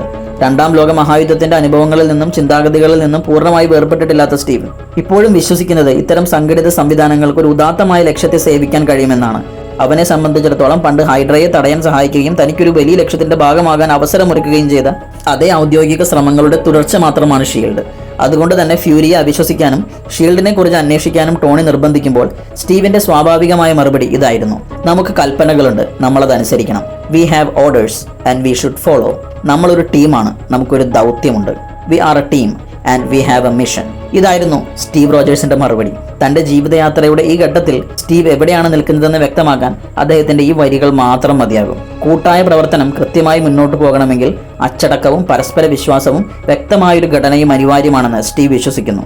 അവനെ സംബന്ധിച്ചിടത്തോളം ടോണിയുടെ നിരന്തരമായ ഹാക്കിങ്ങും ചോദ്യം ചെയ്യലുകളും സംശയങ്ങളും അനുസരണക്കേടുമെല്ലാം തികച്ചും എടുത്തുചാട്ടവും സ്വാർത്ഥതയുമായിട്ടാണ് തോന്നിയത്. തുടർന്നാണ് ആ വിഖ്യാതമായ ലാഭരംഗത്തിലെ തർക്കം വരുന്നത്. ഇരുവരുടെയും പ്രത്യയശാസ്ത്രങ്ങൾ പരസ്പരം പൂർണ്ണമായി ഏറ്റുമുട്ടുന്ന നിമിഷം. ഭരണ സംവിധാനങ്ങൾക്കും പ്രതീകങ്ങൾക്കുമായി സ്വന്തം വ്യക്തിത്വം അമിതമായി പണയം വെച്ച ഒരാളായിട്ടാണ് ടോണി സ്റ്റീവിനെ കണ്ടത്. അതുകൊണ്ട് തന്നെ അവൻ സ്റ്റീവിന്റെ ഐഡന്റിറ്റിയുടെ അടിത്തറയ്ക്ക് നേരെ തന്നെ വിരൽ ചൂണ്ടുന്നു. നീ ഒരു ലബോറട്ടറി പരീക്ഷണ വസ്തു മാത്രമാണ് റോജേഴ്സ്. നിന്നിലെ സവിശേഷതകളെല്ലാം ഒരു മരുന്ന് കുപ്പിക്കുള്ളിൽ നിന്നാണ് വരുന്നത്. ടോണിയുടെ കണ്ണിൽ സ്റ്റീവ് വെറും ഒരു വ്യവസ്ഥിതിയുടെ സൃഷ്ടിയായിരുന്നു. യുദ്ധകാലത്തെ ഭരണകൂടങ്ങൾ നിർമ്മിച്ചെടുത്ത ഒരു കൃത്രിമ പ്രതീകം. സ്വന്തം വ്യക്തി സ്വാതന്ത്ര്യം ഒരു വ്യവസ്ഥിതിക്ക് മുന്നിൽ അടിയറവ് വെക്കുക എന്നാൽ ടോണിയെ സംബന്ധിച്ചിടത്തോളം ഏറ്റവും വലിയ ബലഹീനതകളിൽ ഒന്നായിരുന്നു അത്. അതേസമയം സ്റ്റീവ് ടോണിയെ നോക്കിക്കണ്ടത് ഇതിന്റെ മറ്റൊരു തീവ്ര രൂപമായിട്ടാണ്. അഹംഭാവവും വ്യക്തി കേന്ദ്രീകൃതമായ ചിന്താഗതിയും വിഴുങ്ങിയ ഒരു മനുഷ്യൻ. അതായിരുന്നു സ്റ്റീവിനെ സംബന്ധിച്ചിടത്തോളം ടോണി. അതുകൊണ്ട് തന്നെ ടോണിയെ ഏറ്റവും കൂടുതൽ വേദനിപ്പിക്കുന്ന സ്ഥലത്ത് തന്നെയാണ് സ്റ്റീവും പ്രഹരിച്ചത്. മറ്റുള്ളവർക്ക് കടന്നു പോകാൻ വേണ്ടി സ്വന്തം ജീവൻ പണയം വെച്ച് ഒരു കനൽ വഴിയിൽ കിടന്നു കൊടുക്കുന്ന തരത്തിലുള്ള ഒരു ത്യാഗത്തിന് മുതിരുന്ന ഒരാളല്ല താൻ എന്ന് സ്റ്റീവ് ടോണിയോട് പറയുന്നു. എന്ന് വെച്ചാൽ താനൊരു ത്യാഗവും ചെയ്യുന്ന ആളല്ല, താനൊരു ത്യാഗവും ഇത്രയും നാളായിട്ടും ചെയ്തിട്ടില്ല, അങ്ങനെ വലിയൊരു ത്യാഗിയാണ് താൻ എന്ന് സ്വയം കരുതുകയും വേണ്ട എന്നാണ് സ്റ്റീവ് ടോണിയോട് പറഞ്ഞത്. സ്റ്റീവിന്റെ കാഴ്ചപ്പാടിൽ ഒരു ടീമിനെയോ തന്നേക്കാൾ വലിയൊരു കൂട്ടായ്മയെയോ പൂർണ്ണമായി വിശ്വസിക്കാനുള്ള ടോണിയുടെ വിമുഖത അവനെ അപകടകാരിയാക്കുന്നു. യഥാർത്ഥ ഹീറോയിസം എന്നത് കൂട്ടായ ഉത്തരവാദിത്തത്തിന് വേണ്ടി സ്വന്തം അഹംഭാവത്തെ അടിയറവ് വെക്കലാണെന്ന് സ്റ്റീവ് വിശ്വസിച്ചു. എന്നാൽ ഈ സിനിമയുടെ മിടുക്ക് എന്തെന്നാൽ രണ്ടുപേരും ഭാഗികമായി തെറ്റായിരുന്നു എന്നതാണ്. അതിന്റെ വഴിത്തിരിവ് പിന്നീട് അതേ ഹെലികാരിയറിനുള്ളിൽ വെച്ച് തന്നെ സംഭവിക്കുന്നു. സംശയം തോന്നുന്ന സ്റ്റീവ് തന്നെ ഒടുവിൽ ഷീൽഡിന്റെ കാർഗോ ബേയിലേക്ക് അന്വേഷിച്ചെത്തുമ്പോഴാണ് ആ ഞെട്ടിക്കുന്ന സത്യം അവൻ തിരിച്ചറിയുന്നത്. ടെസറാക്ട് ഉപയോഗിച്ച് ഷീൽഡ് രഹസ്യമായി വൻ വിനാശകാരികളായ ആയുധങ്ങൾ നിർമ്മിക്കുകയായിരുന്നു. അതായിരുന്നു അവരുടെ മുന്നോട്ടുള്ള പ്ലാൻ. കൃത്യം അതേ നിമിഷത്തിൽ തന്നെ തന്റെ ഹാക്കിങ്ങിലൂടെ ഈ വിവരങ്ങൾ സ്വതന്ത്രമായി ചോർത്തിയെടുത്ത് ടോണിയും അങ്ങോട്ടേക്ക് എത്തുന്നു. അവിടുത്തെ അവരുടെ പ്രതികരണങ്ങൾ അവരുടെ ചിന്താഗതികളെ പൂർണ്ണമായും തുറന്നു കാട്ടുകയായിരുന്നു. താൻ ആദ്യം മുതൽ സംശയിച്ചത് തന്നെയാണ് ശരിയെന്ന് തെളിഞ്ഞതിന്റെ ഒരു ഭാവമായിരുന്നു ടോണിക്കുണ്ടായിരുന്നത്. അവനെ സംബന്ധിച്ചിടത്തോളം ഭീതിയും രഹസ്യ സ്വഭാവവും അധികാരമോഹവും കാരണം ഏതൊരു ഭരണ സംവിധാനവും ഒടുവിൽ ജീർണതയിലേക്ക് കോപ്പുകൊത്തുമെന്നതിന്റെ കൃത്യമായ തെളിവായിരുന്നു അത്. ടോണിയെ സംബന്ധിച്ചിടത്തോളം ഈ വെളിപ്പെടുത്തൽ പുതിയതായി ഒന്നും സൃഷ്ടിക്കുന്നില്ല. അവൻ നേരത്തെ വിശ്വസിച്ചിരുന്ന കാര്യങ്ങളെ അത് ഒന്നുകൂടി അടിവരയിട്ട് ഉറപ്പിച്ചു എന്ന് മാത്രം. അതുകൊണ്ട് തന്നെ തികച്ചും പുച്ഛമായൊരു മനോഭാവമായിരുന്നു ടോണിക്കുണ്ടായിരുന്നത്, അൾട്ടിമേറ്റ് പുച്ഛം. എന്നാൽ സ്റ്റീവിനെ സംബന്ധിച്ചിടത്തോളം ആ ഒരു തിരിച്ചറിവ് വൈകാരികമായി അവനെ തകർത്ത് കളയുന്നതായിരുന്നു. കാരണം താൻ സേവിക്കുന്ന ആ പ്രസ്ഥാനം അടിസ്ഥാനപരമായി ഉദാത്തമാണെന്ന് വിശ്വസിക്കാനായിരുന്നു സ്റ്റീവ് ആഗ്രഹിച്ചത്. അവൻ ഫ്യൂരിക്ക് നേരെ തിരിഞ്ഞു. ഈ ലോകം മാറിയെന്നാണ് ഞാൻ കരുതിയത്. I thought the world had really changed. ആ ഒരൊറ്റ വരി തന്നെ സ്റ്റീവിൻ്റെ നെഞ്ചിലയ്ക്കുന്നതായിരുന്നു. കാരണം ഭൂതകാലത്തിലെ തെറ്റുകളിൽ നിന്ന് ഇന്നത്തെ ആധുനിക ഭരണ സംവിധാനങ്ങൾ എന്തെങ്കിലും പഠിച്ചിട്ടുണ്ടാകുമെന്ന് സ്റ്റീവിൻ്റെ ഉള്ളിൽ ഇപ്പോഴും ബാക്കിയുണ്ടായിരുന്ന ചെറിയൊരു പ്രതീക്ഷയെയാണ് അത് വെളിപ്പെടുത്തുന്നത്. എന്നാൽ ടോണിക്ക് ആ പ്രതീക്ഷ എന്നേ നഷ്ടപ്പെട്ടു കഴിഞ്ഞിരുന്നു. ടോണിയെ സംബന്ധിച്ചിടത്തോളം ഔദ്യോഗിക സ്ഥാപനങ്ങളിലെ അഴിമതി തികച്ചും സ്വാഭാവികമായ ഒന്നായിരുന്നു. അതുകൊണ്ട് തന്നെ പുള്ളിയെ സംബന്ധിച്ചിടത്തോളം ഈ ഒരു വെളിപ്പെടുത്തൽ ഞായറാഴ്ചത്തെ ഹോളിഡേ കഴിഞ്ഞ് പിറ്റേന്ന് രാവിലെ ഓഫീസിലെത്തിയ ഒരു ഡിസപ്പോയിന്റിംഗ് മൺഡേ മോർണിംഗ് മാത്രമായിരുന്നു. എന്നാൽ സ്റ്റീവിനെ സംബന്ധിച്ചിടത്തോളം അത് സ്വന്തം കുടുംബത്തിൽ നിന്നേറ്റൊരു ചതി പോലെയായിരുന്നു. ഒരു മനുഷ്യൻ ഭരണ സംവിധാനങ്ങളിലുള്ള വലിയ വിശ്വാസത്തോടെ തന്റെ യാത്ര ആരംഭിക്കുന്നു. പിന്നെ പതുക്കെ ആ വിശ്വാസം തകർന്നടിയുന്നത് നോക്കി നിൽക്കുന്നു. മറ്റേയാളാകട്ടെ ഈ കഥ തുടങ്ങുന്നതിനും വളരെ മുമ്പ് തന്നെ ആ വ്യവസ്ഥിതികളിലുള്ള വിശ്വാസം എന്നേക്കുമായി നഷ്ടപ്പെടുത്തിയിരുന്നു. എങ്കിൽ പോലും അവഞ്ചേഴ്സിലെ സംഭവങ്ങൾക്ക് ശേഷവും ഷീൽഡ് പോലുള്ള ഔദ്യോഗിക സംവിധാനങ്ങളെ സ്റ്റീവ് റോജേഴ്സ് പൂർണ്ണമായി തള്ളിക്കളയാൻ അപ്പോഴും തയ്യാറാകുന്നില്ല. കാരണം ടോണി സ്റ്റാർക്കിനെ പോലെ ഒരു വ്യവസ്ഥിതിയും ഇനി നന്നാക്കാൻ കഴിയില്ലെന്ന പൂർണ്ണമായൊരു നിഗമനത്തിലേക്ക് അയാൾ അത്ര പെട്ടെന്ന് എത്തുന്നില്ല. അതുകൊണ്ട് തന്നെയാണ് വിന്റർ സോൾജർ എന്ന സിനിമയുടെ തുടക്കത്തിൽ ഷീൽഡിന്റെ പ്രവർത്തന രീതികളോട് വിയോജിപ്പുണ്ടായിട്ടും അവരോടൊപ്പം നിന്ന് പ്രവർത്തിക്കുന്ന സ്റ്റീവ് റോജേഴ്സിനെയാണ് നാം ഇപ്പോഴും കാണുന്നത്. ന്യൂയോർക്കിലെ ആക്രമണത്തിന് ശേഷം അന്യഗ്രഹജീവികളും ദൈവങ്ങളും അതിഭീകരമായ ശക്തികളും നിറഞ്ഞ ഈ മാറിയ ലോകത്തിൽ ഫേസ് 2, പ്രോജക്റ്റ് ഇൻസൈറ്റ് എന്നിവ പോലുള്ള ആകാശത്ത് നിന്നുകൊണ്ട് ശത്രുക്കളെ അവർ കാണുന്നതിന് മുൻപ് തന്നെ, അവർ പ്രവർത്തിച്ചു തുടങ്ങുന്നതിന് മുൻപ് തന്നെ ഭസ്മമാക്കി കളയുന്ന രീതിയിലുള്ള ഇത്തരം പദ്ധതികൾ അനിവാര്യമാണെന്ന് നിക് ഫ്യൂരി ന്യായീകരിക്കുന്നുണ്ട്. ആ ന്യായീകരണങ്ങളോട് സ്റ്റീവ് പൊരുത്തപ്പെടാൻ ശ്രമിക്കുന്നുമുണ്ട്. പക്ഷേ സ്റ്റീവിന്റെ പ്രശ്നം ഒരിക്കലും സംരക്ഷണം എന്ന ആശയത്തോടായിരുന്നില്ല. മറിച്ച് ആ സംരക്ഷണത്തിന് വേണ്ടി നൽകേണ്ടി വരുന്ന ധാർമ്മികമായ വിലയായിരുന്നു അയാളെ അലട്ടിയിരുന്നത്, ദ മോറൽ കോസ്റ്റ്. അതുകൊണ്ട് തന്നെയാണ് വിന്റർ സോൾജറിൽ ഫ്യൂരിയുമായി അവൻ നടത്തുന്ന തർക്കങ്ങൾ ഇത്രമേൽ പ്രാധാന്യം അർഹിക്കുന്നത്. ഭയത്താൽ നയിക്കപ്പെടുമ്പോൾ ഔദ്യോഗിക സംവിധാനങ്ങൾ തങ്ങൾ സംരക്ഷിക്കുമെന്ന് അവകാശപ്പെടുന്ന ആദർശങ്ങളെ തന്നെ പതുക്കെ ബലി കഴിക്കാൻ തുടങ്ങുന്നുവെന്ന് സ്റ്റീവ് തിരിച്ചറിയുകയാണ്. സ്റ്റീവ് വാദിക്കുകയാണ്. കുറ്റം ചെയ്യുന്നതിന് മുൻപ് തന്നെ ആളുകളെ ലക്ഷ്യം വെക്കുന്ന പ്രോജക്റ്റ് ഇൻസൈറ്റിന്റെ മുൻകൂർ പ്രതിരോധ സംവിധാനത്തെക്കുറിച്ച് ഫ്യൂരി വിവരിക്കുമ്പോൾ സ്റ്റീവ് അതിന് മറുപടി നൽകുന്നത് ഇങ്ങനെയാണ്: ശിക്ഷ എന്നത് സാധാരണയായി കുറ്റകൃത്യത്തിന് ശേഷമാണ് വരാറുള്ളത് എന്നാണ് ഞാൻ കരുതിയത്. ഈ ഒരൊറ്റ വരി തന്നെ സ്റ്റീവിന്റെ ലോകവീക്ഷണത്തെ കൃത്യമായി അടയാളപ്പെടുത്തുന്നു. മനുഷ്യർ ഒരു തെറ്റ് ചെയ്യുന്നതിന് മുൻപ് തന്നെ അവനെ കുറ്റക്കാരനായി വിധിക്കുന്ന ആ ചിന്താഗതിയെ അവൻ പൂർണ്ണമായും തള്ളിക്കളയുന്നു. ഭയം പൂർണ്ണമായ നിയന്ത്രണത്തിനുള്ള ഒരു ന്യായീകരണമായി മാറിയാൽ, അതായത് ആൾക്കാരെ ഭയപ്പെടുത്തിക്കൊണ്ട് സംരക്ഷണം അവരുടെ മേൽ അടിച്ചേൽപ്പിച്ചാൽ, അവിടെ സ്വാതന്ത്ര്യത്തിനോ ധാർമ്മികതയ്ക്കോ നിലനിൽപ്പില്ലെന്ന് അവൻ വിശ്വസിച്ചു. തുടർന്നാണ് MCUവിലെ സ്റ്റീവിന്റെ രാഷ്ട്രീയ തത്വശാസ്ത്രത്തെ ഏറ്റവും നന്നായി നിർവചിക്കുന്ന മറ്റൊരു സുപ്രധാന വരി വരുന്നത്. ഇത് സ്വാതന്ത്ര്യമല്ല, ഇത് ഭയമാണ്. സ്റ്റീവ് പ്രോജക്റ്റ് ഇൻസൈറ്റിനെ പറ്റി പറഞ്ഞതാണ്. പിന്നാലെ അയാൾ ഒന്നുകൂടി കൂട്ടിച്ചേർക്കുന്നു: ഭൂമിയിലുള്ള എല്ലാവരുടെയും നെറ്റിക്ക് നേരെ തോക്ക് ചൂണ്ടിപ്പിടിച്ചിട്ട് അതിനെ സംരക്ഷണം എന്ന് വിളിക്കരുത്. അതൊരു തരം ഭീഷണിപ്പെടുത്തലാണ്. ഭയത്തിന്റെ പേരിൽ നിരീക്ഷണങ്ങളും അമിതാധികാര പ്രയോഗങ്ങളും മുൻകൂർ അക്രമങ്ങളും ന്യായീകരിക്കപ്പെടുന്ന ആ ഔദ്യോഗിക മനോഭാവത്തോട് സ്റ്റീവ് ഇവിടെ നേരിട്ട് കലഹിക്കുകയാണ് ചെയ്യുന്നത്. എന്നിട്ടും അപ്പോഴും സ്റ്റീവ് ഷീൽഡ് വിട്ട് ഇറങ്ങി പോകുന്നില്ല. എന്തുകൊണ്ട്? കാരണം സ്ഥാപനങ്ങളെ തകർക്കുന്നതിന് പകരം അവയെ തിരുത്തി മുന്നോട്ട് നയിക്കാൻ കഴിയുമെന്ന് സ്റ്റീവ് അപ്പോഴും വിശ്വസിക്കുന്നു. പക്ഷെ തുടർന്നാണ് ആ വിശ്വാസത്തിലെ പൂർണ്ണമായ തകർച്ച സംഭവിക്കുന്നത്. സ്റ്റീവ് റോജേഴ്സിന്റെ വിശ്വാസങ്ങളുടെ പൂർണ്ണമായ അന്ത്യം. ഷീൽഡ് യഥാർത്ഥത്തിൽ എന്താണെന്നും അല്ലെങ്കിൽ അതെന്തായി മാറിയെന്നുമുള്ള സത്യം സ്റ്റീവ് ഒടുവിൽ തിരിച്ചറിയുന്നു. ഷീൽഡ് എന്നത് നിഴലിൽ നിന്ന് സ്വാതന്ത്ര്യത്തെ കാത്തുരക്ഷിക്കുന്ന ഒരു പവിത്രമായ പ്രസ്ഥാനമായിരുന്നില്ല. മറിച്ച് ഹൈഡ്ര എന്ന ക്രൂരശക്തി ഉള്ളിൽ നിന്ന് പൂർണ്ണമായി വിഴുങ്ങിയ ഒരു സംഘടന മാത്രമായിരുന്നു അത്. ആ തിരിച്ചറിവ് സ്റ്റീവിനെ മാനസികമായി തകർത്തു കളഞ്ഞു. കാരണം അത് വെറും ഉപരിതലത്തിൽ മാത്രം കാണുന്ന ഒരു അഴിമതിയായിരുന്നില്ല. സുരക്ഷയുടെയും ക്രമത്തിന്റെയും സംരക്ഷണത്തിന്റെയും ഭാഷ കടമെടുത്ത് പതിറ്റാണ്ടുകളായി ഷീൽഡിന്റെ ഉള്ളിൽ നിന്ന് ഹൈഡ്ര വളരുകയായിരുന്നു. താൻ വിശ്വസിക്കാൻ ശ്രമിച്ച ആ പ്രസ്ഥാനം അതിന്റെ അടിത്തറ മുതൽക്കേ ഉള്ളിൽ നിന്ന് നശിച്ചിരുന്നതായി സ്റ്റീവ് തിരിച്ചറിഞ്ഞു. എല്ലാത്തിനും മീതെ അവനെ തേടിയെത്തിയ ഏറ്റവും ക്രൂരമായ പ്രഹരം ബക്കി ബാൺസ് എന്ന അയാളുടെ കൂട്ടുകാരനായിരുന്നു. യുദ്ധകാലത്ത് മരിച്ചുപോയെന്ന് താൻ കരുതിയ തന്റെ ഏറ്റവും അടുത്ത സുഹൃത്തിനെ ഹൈഡ്ര തങ്ങളുടെ കൊലയാളിയായ വിന്റർ സോൾജറാക്കി മാറ്റിയിരിക്കുന്നു എന്ന സത്യം അവൻ അറിഞ്ഞു. ഷീൽഡിന്റെ നിഴലിൽ മറഞ്ഞിരുന്ന് ആരെയെങ്കിലും ഇല്ലാതാക്കണമെന്ന് തോന്നുമ്പോഴെല്ലാം അവരുപയോഗിച്ചിരുന്ന ജീവനുള്ള ഒരു വജ്രായുധം. ആ വെളിപ്പെടുത്തൽ സ്റ്റീവിന്റെ ഉള്ളിൽ എന്തിനെയോ തകർത്തു കളഞ്ഞു. കാരണം ഇപ്പോൾ ആ ചതി വെറുമൊരു രാഷ്ട്രീയമോ പ്രത്യയശാസ്ത്രപരമോ ആയ ഒന്നല്ല, അത് പൂർണ്ണമായും വ്യക്തിപരമാണ്. Completely personal. നീതി നടപ്പാക്കുമെന്ന് അവൻ പ്രത്യാശിച്ച ആ വ്യവസ്ഥിതി അഴിമതിക്ക് അടിമപ്പെടുക മാത്രമല്ല ചെയ്തത്, അവന്റെ ഏറ്റവും പ്രിയപ്പെട്ട സുഹൃത്തിന്റെ മനുഷ്യത്വം പോലും കവർന്നെടുത്ത് പതിറ്റാണ്ടുകളോളം അവനെ ഒരു ആയുധമായി ദുരുപയോഗം ചെയ്യുകയായിരുന്നു. ടോണി സ്റ്റാർക്കിന് അഫ്ഗാനിസ്ഥാനിലെ ആ ഗുഹ എന്തായിരുന്നു, അതായിരുന്നു സ്റ്റീവ് റോജേഴ്സിന് വിന്റർ സോൾജർ എന്ന സത്യം. ടോണിക്ക് ആ ഗുഹ തന്റെ ആയുധങ്ങൾ പാവപ്പെട്ടവരെ സംരക്ഷിക്കുന്നു എന്ന മിഥ്യാധാരണയെ തകർത്തു കളഞ്ഞെങ്കിൽ, സ്റ്റീവിന് ഈ അനുഭവം ഔദ്യോഗിക ഭരണ സംവിധാനങ്ങൾ സ്വാഭാവികമായി സ്വാതന്ത്ര്യത്തെയും ധാർമ്മികതയും സംരക്ഷിക്കും എന്ന മിഥ്യാധാരണയെയും തകർത്തു കളഞ്ഞു. രണ്ടുപേരും ഒടുവിൽ ഒരേ ഭയാനകരമായ യാഥാർത്ഥ്യത്തിന് മുന്നിലാണ് എത്തി നിൽക്കുന്നത്. തങ്ങൾ ഒരു കാലത്ത് വിശ്വസിച്ചിരുന്ന സംവിധാനങ്ങൾ തങ്ങൾ തടയാൻ ശ്രമിച്ച അതേ ഇരുട്ടിന്റെ ഭാഗമായി മാറിയിരിക്കുന്നു. ആ തിരിച്ചറിവ് സ്റ്റീവിനെ ശാശ്വതമായി മാറ്റിമറിച്ചു. അതുവരെയും വ്യവസ്ഥിതികളെ നന്നാക്കിയെടുക്കാൻ കഴിയുമെന്ന് സ്റ്റീവ് വിശ്വസിച്ചിരുന്നു. എന്നാൽ ഷീൽഡിന്റെയും ഹൈഡ്രയുടെയും സത്യങ്ങൾ പുറത്തു വന്നതോടെ അവന്റെ ഉള്ളിലെ ആ പഴയ സൈനികൻ എന്നേക്കുമായി മരിച്ചുപോയി. അതുകൊണ്ട് തന്നെയാണ് ആ സിനിമയുടെ അവസാനം അവൻ എടുക്കുന്ന തീരുമാനം ഇത്രമേൽ ഭാരമുള്ളതാകുന്നത്. അവൻ ഹൈഡ്രയെ മാത്രം വേരോടെ പിഴുതെറിയുകയല്ല ചെയ്യുന്നത്, അവൻ ഷീൽഡ് എന്ന സംഘടനയെ തന്നെ പൂർണ്ണമായി ഇല്ലാതാക്കി. കാരണം അഴിമതി ഒരു പ്രസ്ഥാനത്തിൽ നിന്ന് വേർപെടുത്താൻ കഴിയാത്ത വിധം അതിന്റെ ഉള്ളിലേക്ക് പടർന്നു കഴിഞ്ഞാൽ പിന്നീട് ആ പ്രസ്ഥാനത്തെ നിലനിർത്തുന്നത് ധാർമ്മികമല്ലെന്ന് സ്റ്റീവ് ഒടുവിൽ തിരിച്ചറിയുന്നു. അവൻ നിക് ഫ്യൂരിയോട് പറഞ്ഞതുപോലെ ഷീൽഡ്, ഹൈഡ്ര എല്ലാം പോകണം, പോയേ മതിയാകൂ. ശരിയായ മനുഷ്യർ നയിച്ചാൽ വ്യവസ്ഥിതികളെ എപ്പോഴും വിശ്വസിക്കാമെന്ന് കരുതിയിരുന്ന ആ പഴയ സ്റ്റീവ് റോജേഴ്സിന്റെ അന്ത്യമായിരുന്നു ആ വരികൾ. ആ ഒരു ചെറിയ നിമിഷത്തിൽ സ്റ്റീവും ടോണിയും ഒടുവിൽ ഒരേ നിഗമനത്തിലാണ് എത്തിച്ചേർന്നതെന്ന് നമുക്ക് തോന്നിപ്പോകും. രണ്ടുപേർക്കും ഇപ്പോൾ ഭരണ സംവിധാനങ്ങളിൽ വിശ്വാസമില്ല. വ്യവസ്ഥിതികൾ നന്നാക്കാൻ കഴിയാത്ത വിധം ജീർണിക്കാമെന്ന് രണ്ടുപേരും വിശ്വസിക്കുന്നു. ഒരു സംഘടനയുടെ കൽപ്പനകളെക്കാൾ സ്വന്തം ധാർമ്മിക ബോധത്തിലാണ് രണ്ടുപേരും ഇപ്പോൾ അഭയം കണ്ടെത്തുന്നത്. അവരുടെ പ്രത്യയശാസ്ത്രങ്ങൾ ഒടുവിൽ ഒരേ ബിന്ദുവിലേക്ക് അടുക്കുകയാണെന്ന് തോന്നിപ്പിക്കുന്ന ഈ ഒരു നിമിഷം, അതായത് അവർ ഒരേ വശത്തേക്ക് നീങ്ങാൻ തുടങ്ങുമ്പോഴേക്കും അടുത്ത വലിയ വിള്ളൽ അവർക്കിടയിൽ ഉണ്ടാകാൻ തുടങ്ങുന്നു. അവഞ്ചേഴ്സ് ഏജ് ഓഫ് അൾട്രോണിൽ അതാണ് പിന്നീട് സംഭവിക്കുന്നത്. ടോണി സ്റ്റാർക്കിന്റെ ഉള്ളിലെ ഭയത്തിന്റെ അവസാനഘട്ട പരിണാമമായിരുന്നു ആ സിനിമ. ദി അവഞ്ചേഴ്സിലെ ആ വേം ഹോളിനപ്പുറം കണ്ട കാഴ്ചകൾ ടോണിയെ നിരന്തരം വേട്ടയാടിക്കൊണ്ടിരുന്നു. മറ്റുള്ളവർ അതൊരു ഏലിയൻ ഇൻവേഷനായി മാത്രം കണ്ടപ്പോൾ ടോണി കണ്ടത് അതിന്റെ വ്യാപ്തിയായിരുന്നു. മനുഷ്യന്റെ ചിന്തകൾക്കും അപ്പുറത്തുമുള്ള ഭീഷണികൾ നിറഞ്ഞ് ഒരവസാനമില്ലാത്ത മറ്റൊരു വലിയ പ്രപഞ്ചം. ആ പ്രപഞ്ചത്തിൽ നിന്നുള്ള വലിയ ഭീഷണി. മറ്റുള്ളവരിൽ നിന്ന് വ്യത്യസ്തമായി ആ ഭീതിയും ചുമലിലേറ്റിയാണ് ടോണി വീട്ടിലേക്ക് മടങ്ങുന്നത്. ആ ഭയം അവനെ പൂർണ്ണമായി മാറ്റിമറിച്ചു.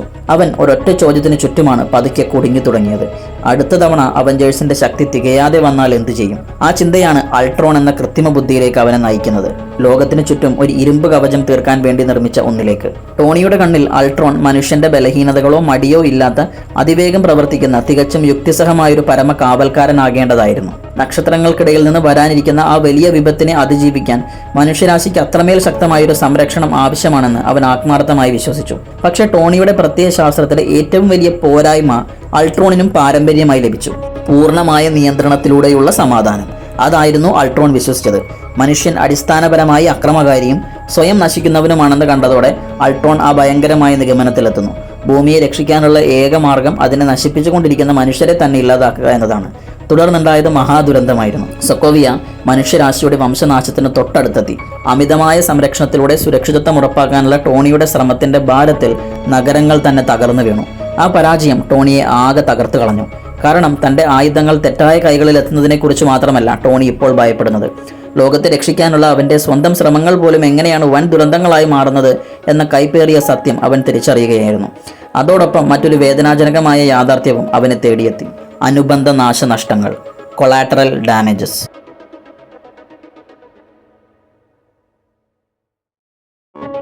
സാധാരണക്കാരായ മനുഷ്യരുടെ മരണം, സൂപ്പർ ഹീറോകളുടെ യുദ്ധങ്ങൾക്ക് ശേഷം അവശേഷിക്കുന്ന തകർന്ന നഗരങ്ങൾ, ദൈവതുല്യ ശക്തിയുള്ള മനുഷ്യർ യാതൊരു മേൽനോട്ടവും ഇല്ലാതെ പ്രവർത്തിക്കുമ്പോൾ ലോകമെമ്പാടും പടരുന്ന ഭീതി, കൂടാതെ സിവിൽ വാറിലേക്ക് നയിക്കുന്ന സംഭവങ്ങൾ, പ്രത്യേകിച്ച് വാൻഡ മാക്സിമോഫ് ഉൾപ്പെട്ട ദൗത്യത്തിനിടയിൽ ഉണ്ടായ സ്ഫോടനം, ഇതെല്ലാം സ്റ്റീവ് പണ്ടേ മനസ്സിലാക്കിയിരുന്ന ഒരു കാര്യം തിരിച്ചറിയാൻ ടോണിയെ നിർബന്ധിതനാക്കുന്നു.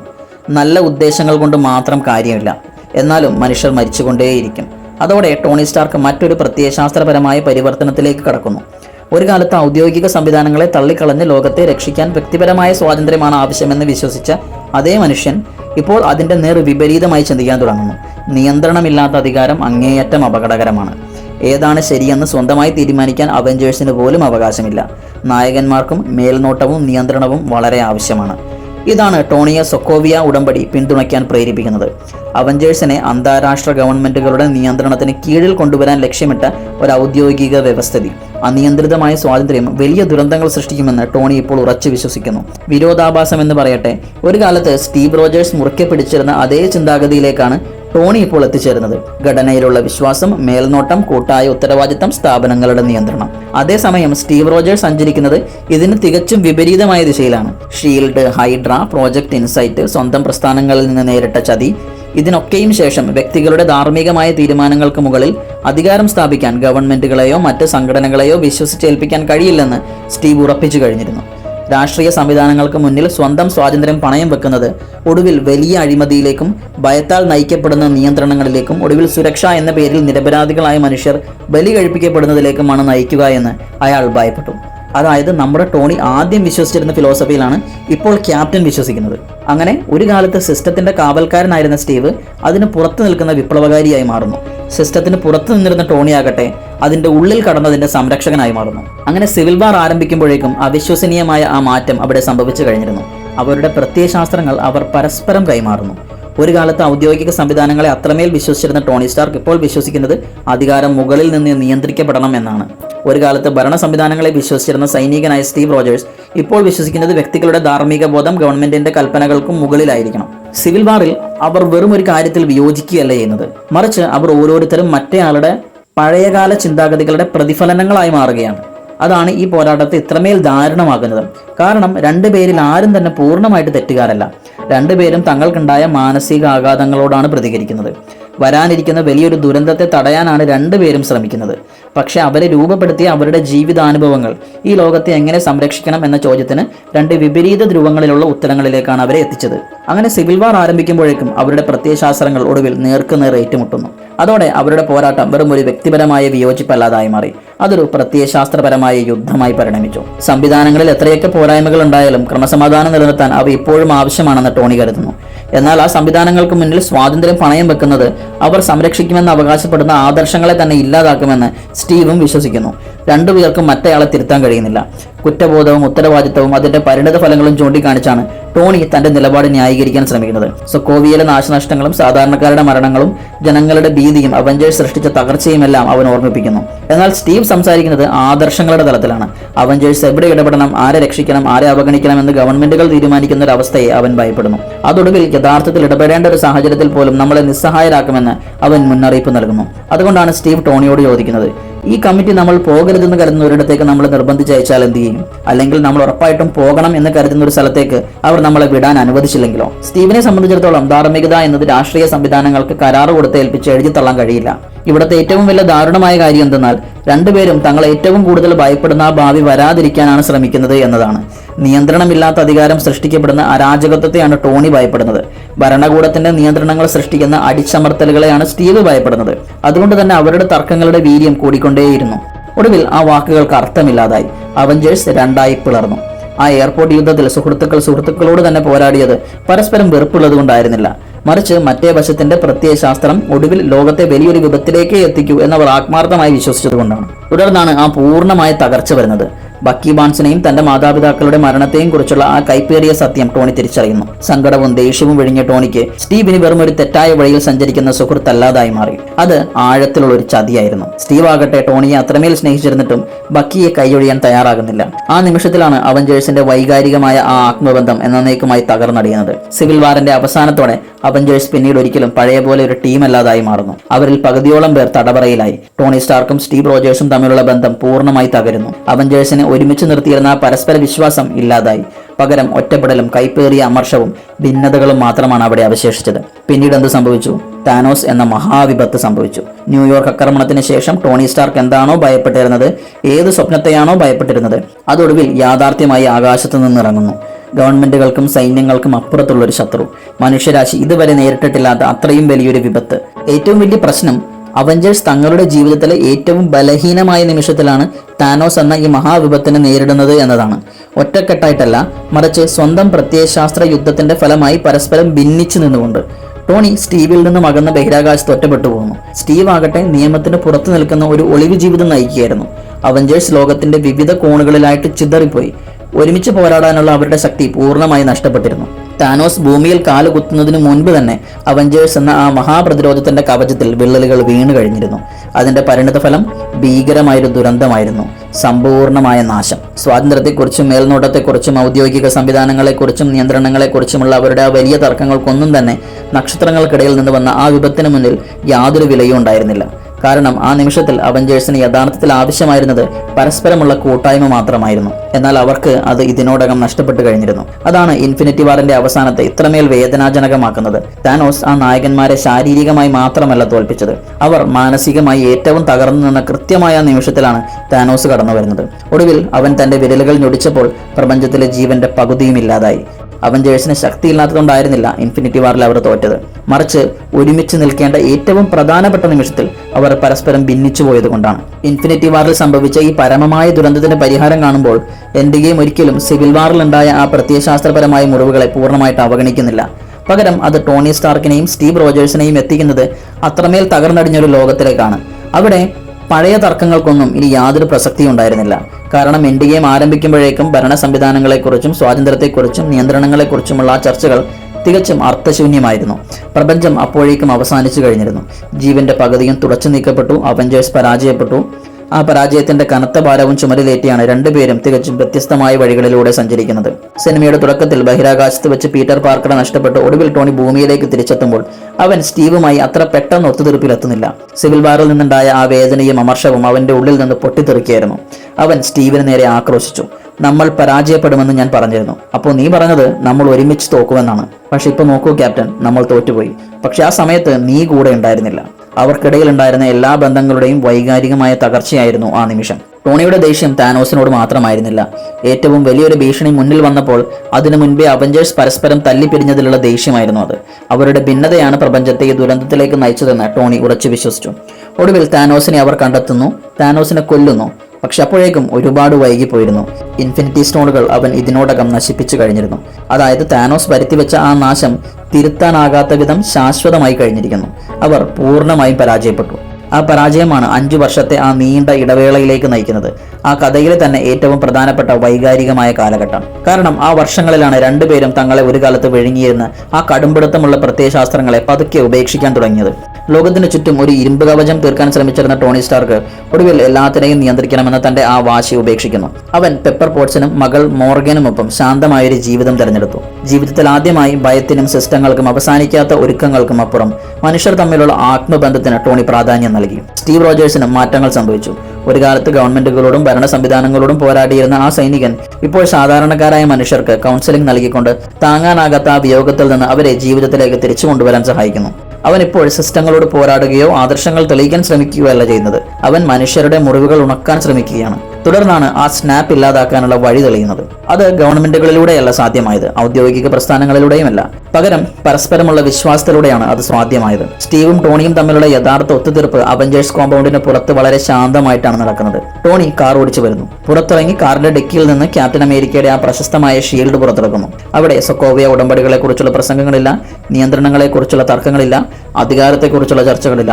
കേവലം മൗനവും അങ്ങേയറ്റത്തെ തളർച്ചയും പരസ്പരമുള്ള തിരിച്ചറിവും മാത്രം. സ്റ്റീവ് ഒരല്പം മടിച്ചു നിന്നു. ടോണി, എനിക്കറിയില്ല ഞാനിത് മേടിക്കണോ വേണ്ടയോ. പക്ഷെ അതിന് ടോണി നൽകിയ മറുപടി ഇതായിരുന്നു: അദ്ദേഹം ഇത് നിനക്ക് വേണ്ടി മാത്രം ഉണ്ടാക്കിയതാണ്, പിന്നെന്താ കുഴപ്പം? ഇതായിരുന്നു ടോണി തിരിച്ചു ചോദിച്ചത്. അതോടെ അവർക്കിടയിലെ പ്രത്യയശാസ്ത്ര യുദ്ധം എന്നേക്കുമായി അവസാനിച്ചു. ആ കവചം തിരികെ നൽകുന്നതിലൂടെ ടോണി ഒടുവിൽ സമ്മതിക്കുകയായിരുന്നു. ഒരു കാലത്ത് താൻ വിശ്വസിച്ച സ്റ്റീവിന്റെ ധാർമ്മിക ബോധവും സ്വതന്ത്രമായ നിലപാടുകളുമാണ് ഈ ലോകത്തിന് ഇപ്പോൾ ഏറ്റവും ആവശ്യമെന്ന്. അത് സ്വീകരിക്കുന്നതിലൂടെ സ്റ്റീവ് ടോണിയെ സ്വാഗതം ചെയ്യുന്നത് ഒരു രാഷ്ട്രീയ സഖ്യകക്ഷിയായോ ഗവൺമെന്റ് പ്രതിനിധിയായോ അല്ല, മറിച്ച് തന്റെ സ്വന്തം സഹോദരനായാണ്. സിവിൽ വാറിന് ശേഷം ആദ്യമായി അവർ തർക്കങ്ങളിൽ ജയിക്കാൻ ശ്രമിക്കുന്നത് അവസാനിപ്പിച്ചു. പകരം അവർ വിശ്വാസം തെരഞ്ഞെടുത്തു. ടൈം ഹൈസ്റ്റിന്റെ മനോഹാരിത എന്തെന്നാൽ അത് രണ്ടുപേരെയും തങ്ങളുടെ തത്വശാസ്ത്രങ്ങളുടെ വേരുകളിലേക്ക് കൂട്ടിക്കൊണ്ടുപോകുന്നു എന്നതാണ്. ടോണിയും സ്റ്റീവും 1970 ന്യൂജേഴ്സിയിലേക്ക് യാത്ര ചെയ്യുമ്പോൾ തങ്ങളെ രൂപപ്പെടുത്തിയ വൈകാരിക അടിത്തറകളെ അവർ നേരിട്ട് അഭിമുഖീകരിക്കുകയാണ്. ടോണി തന്റെ പിതാവായ ഹൊവാർഡ് സ്റ്റാർക്കിനെ നേരിട്ട് കാണുന്നു.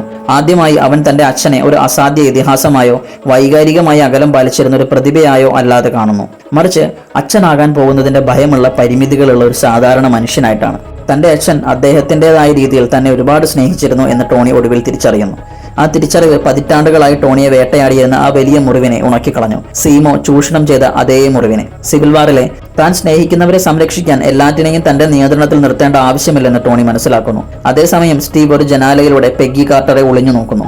ആ നിമിഷത്തിൽ വർഷങ്ങളായുള്ള യുദ്ധങ്ങൾക്കും സംഘടനകൾക്കും ചതികൾക്കും ത്യാഗങ്ങൾക്കും അടിയിൽ എവിടെയോ കുഴിച്ചു മൂടപ്പെട്ടുപോയ തന്റെ ആ പഴയ വ്യക്തിത്വവുമായി സ്റ്റീവ് വീണ്ടും ബന്ധപ്പെടുകയാണ്. ഈ ആധുനിക ലോകം തന്റെ വിശ്വാസങ്ങളെ തകർക്കുന്നതിന് മുൻപ് താൻ എന്തായിരുന്നുവോ ആ പഴയ നിഷ്കളങ്കമായ ആദർശങ്ങളെ അവൻ വീണ്ടും ഓർത്തെടുക്കുന്നു. അതോടെ ടോണിയും സ്റ്റീവും രണ്ട് വിപരീത ധ്രുവങ്ങളിലുള്ള മനുഷ്യരല്ലാതായി തീരുന്നു. അവർ ഭൂതകാലത്തിൽ നിന്ന് വന്ന് തളർന്നുപോയ എന്നാൽ വരാനിരിക്കുന്ന ഭാവിയെ എങ്ങനെയെങ്കിലും രക്ഷിക്കാൻ ശ്രമിക്കുന്ന രണ്ട് സാധാരണ മനുഷ്യർ മാത്രമായി മാറുന്നു. ഒടുവിൽ ആ അവസാന യുദ്ധത്തിൽ അവരുടെ പ്രത്യയശാസ്ത്രങ്ങൾ വെറും ഒരു ഒത്തുതീർപ്പിലെത്തുകയല്ല ചെയ്തത്, മറിച്ച് അവ പരസ്പരം ലയിച്ചു ചേരുകയായിരുന്നു. താനോസിന്റെ വൻ സൈന്യത്തിന് മുന്നിൽ തനിച്ചു നിൽക്കുമ്പോൾ മ്യോൾനിർ ഉയർത്തിപ്പിടിച്ചുകൊണ്ട് സ്റ്റീവ് റോജേഴ്സ് തന്റെ ആ ശുദ്ധമായ ധാർമ്മിക വീര്യത്തിന്റെ കരുത്ത് വീണ്ടും തെളിയിക്കുന്നു. ലോകത്തിന്റെ അവസാനത്തിൽ നിൽക്കുമ്പോഴും ഒരു വ്യക്തി ശരിയായ കാര്യം തിരഞ്ഞെടുക്കാൻ തീരുമാനിച്ചാൽ അതിനെപ്പോഴും വലിയ മാറ്റങ്ങൾ ഉണ്ടാക്കാൻ കഴിയുമെന്ന് സ്റ്റീവ് വിശ്വസിച്ചു. ടോണി സ്റ്റാർക്ക് ആകട്ടെ തന്റെ കഥാപാത്രത്തിന്റെ അവസാനഘട്ട പരിണാമം പൂർത്തിയാക്കുകയായിരുന്നു അവിടെ. 2012 ദി അവഞ്ചേഴ്സിൽ മറ്റുള്ളവർക്ക് വേണ്ടി സ്വന്തം ജീവൻ പണയം വെച്ച് ത്യാഗം ചെയ്യാൻ മടിക്കുന്ന ആളാണ് ടോണിയെന്ന് സ്റ്റീവ് കുറ്റപ്പെടുത്തിയിരുന്നു. പക്ഷേ എൻഡ് ഗെയിമിൽ ടോണി കൃത്യമായി ആ മനുഷ്യനായി മാറുന്നു. ഇൻഫിനിറ്റി സ്റ്റോണുകളുടെ ഊർജ്ജം തന്റെ ജീവൻ എടുക്കുമെന്ന് കൃത്യമായി അറിഞ്ഞിട്ടും അവൻ അവ തട്ടിയെടുത്ത് തന്റെ വിരലുകൾ ഞൊടിക്കുന്നു. മറ്റുള്ളവർക്ക് കടന്നു പോകാൻ വേണ്ടി അവൻ ആ കനൽ വഴിയിൽ സ്വന്തം ജീവൻ പണയം വെച്ച് കിടന്നു കൊടുക്കുന്നു. And I am Iron Man. Infinity സാഗയിലെ ആ സുപ്രധാനമായ പ്രത്യയശാസ്ത്രം പൂർണ്ണമാകുന്നത് ആ നിമിഷത്തിലാണ്. അഹംഭാവവും നിയന്ത്രണങ്ങളും ഭയവും വിഴുങ്ങിയിരുന്ന ആ മനുഷ്യൻ ടോണി ഒടുവിൽ സ്വയം ബലി നൽകിക്കൊണ്ട് ലോകത്തെ മുഴുവൻ രക്ഷിക്കുന്നു. സ്റ്റീവ് ആവട്ടെ തന്റെ ജീവിതകാലം മുഴുവൻ സ്വന്തം താല്പര്യങ്ങൾ മാറ്റിവെച്ച് വലിയ ലക്ഷ്യങ്ങൾക്കായി മാത്രം ജീവിച്ച ആ മനുഷ്യൻ ഒടുവിൽ കടമകൾക്കപ്പുറം തന്റെ വ്യക്തിപരമായ ജീവിതത്തിലേക്ക് മടങ്ങാൻ സ്വയം അനുവദിക്കുന്നു. അവൻ 1940കളിലേക്ക് തിരികെ പോകുന്നു. പെഗ്ഗിയെ വിവാഹം കഴിക്കുന്നു. പതിറ്റാണ്ടുകൾക്ക് മുൻപ് യുദ്ധം തന്നിൽ നിന്ന് കവർന്നെടുത്ത ആ ശാന്തമായ മനുഷ്യ ജീവിതം അവനൊടുവിൽ ജീവിച്ചു തീർക്കുന്നു. അവസാനം അവർ ആ പ്രപഞ്ചത്തെ മാത്രമല്ല രക്ഷിച്ചത്, അവർ പരസ്പരം രക്ഷിക്കുക കൂടിയായിരുന്നു. ജീവിതം എന്നത് അവസാനിക്കാത്ത ത്യാഗങ്ങളും സേവനങ്ങളും മാത്രമല്ലെന്ന് ടോണി സ്റ്റീവിനെ പഠിപ്പിച്ചു കഴിഞ്ഞിരുന്നു. യഥാർത്ഥ ഹീറോയിസം എന്നത് നിയന്ത്രണങ്ങളിലോ ബുദ്ധിയിലോ ആയുധ കവചങ്ങളിലോ അല്ലെന്ന് സ്റ്റീവ് ടോണിയെയും പഠിപ്പിച്ചു. ആ ശരിയായ നിമിഷം വരുമ്പോൾ മറ്റുള്ളവർക്ക് വേണ്ടി സ്വന്തം സർവസ്വവും താഴെ വയ്ക്കാൻ തയ്യാറാകുന്നതിലാണ് അതിന്റെ യഥാർത്ഥ അർത്ഥം.